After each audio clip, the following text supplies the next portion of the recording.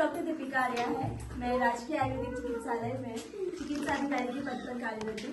आज हम यहाँ पे आंगनबाड़ी केंद्र पाखुसेरा में पोषण पखवाड़ा अभियान मनाने के लिए आए हैं, जिसमें हमने बच्चों का वजन, हाइट और उनका पूरा हेल्थ चेकअप किया। तो इसमें मुझे ज्यादातर जो बच्चों में दिखाई दिया वो ये है कि सबसे पहले तो बच्चों में साफ सफाई का थोड़ा सा ध्यान रखना जरूरी है।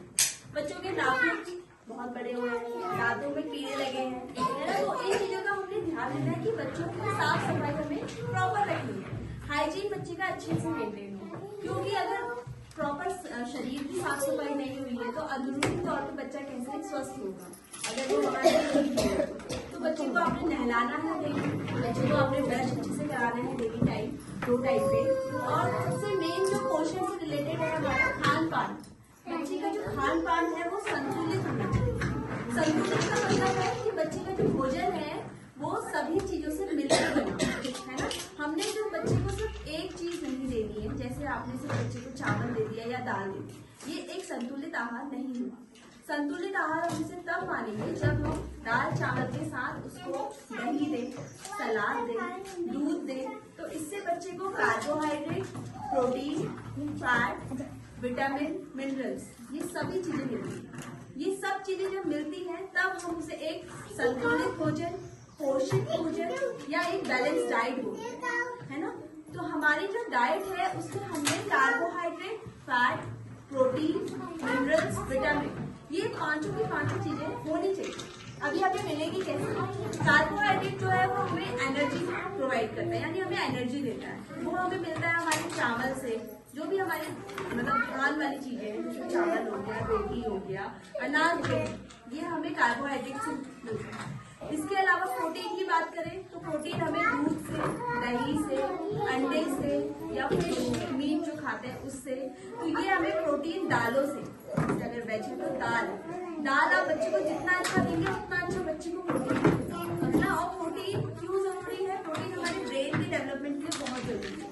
बच्चों का मानसिक विकास उससे बहुत अच्छा होता है जितना बच्चे को प्रोटीन मिलता है। दाल, दूध, अंडे, ये सब क्या है, बच्चे का ब्रेन डेवलपमेंट बहुत अच्छा होता है। इसके अलावा आपने हरी सब्जियां बच्चों को देनी है, हरी सब्जियां। बाकी और सब्जियां जो सीजनल आपको सब्जियां मिल रही है वो आपने देनी है, जो भी सीजन में सब्जियां चल रही हैं। जैसे अभी जाड़ का मौसम है उस टाइम पे हरी सब्जियां काफी आई है ना।